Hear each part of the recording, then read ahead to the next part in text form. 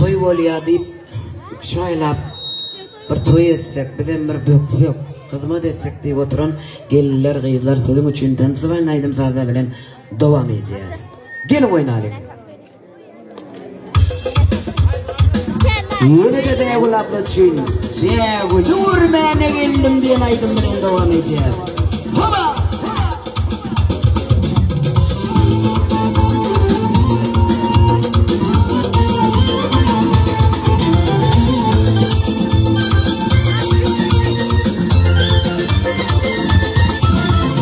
Aramdan indir düştü, aylar geçip yıllar düştü.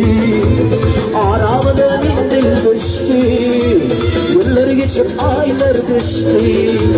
Ne gülüm sana ne mollu, ben seni görmeye geldim. Ne gülüm sana ne mollu, ben seni görmeye geldim. Ne gülüm görmeye geldim. Vakdayın bilmene geldim. Yavul vurmene geldim. Yağdayın bilmene geldim.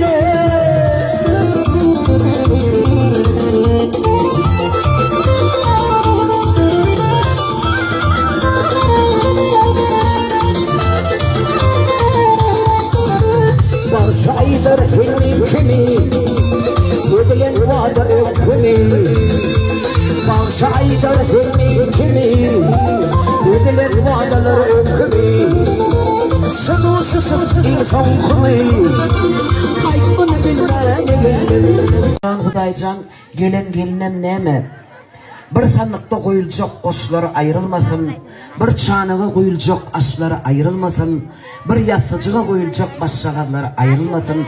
Şu zatların başında baş bolup görün, çorucuğum, ablacığım, döneyin, ömrün olsun, Hudaycan canın sağ olsun. Kapıyına, tohum tiyicin nedine toylar olsun. Özün kovsun, dostluğun taşınladır. Neme ihlasşanın kakasam İşa Murat doğanımızdan toylar kutlu olsun. Allah can aktık toylarına şeyde oturmak müyesser etsin. Beğul can Allah can mıdama şu doğan çıkmak taşınla doğanım öyleniye, doğanım durmuşa çıkıyor, doğanım cayarlı, doğanım maşinalli. Dine kovu zatlar arzu edeceğim. Dine kapıyla toylar olsun. Taşınla zorulun, dostluğun olsun. İlkinci yerine getirecek aydımımızı elbette sen için gellikte. Sen şatlık koşup geldik. Şun için ablamın kovu riyan aydımı. Bir kovu dostun olsun. Bir kovu dostun olsun. Koyul bir çocuk olsun.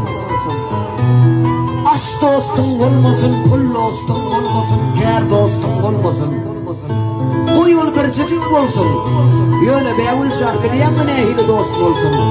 Şun dost olsun. Ağlan günümüz ağlasın, gülün günümüz gülsün. Koyul bir çocuk olsun. Yöne hakiki olsun. Dostumuz ker olsun.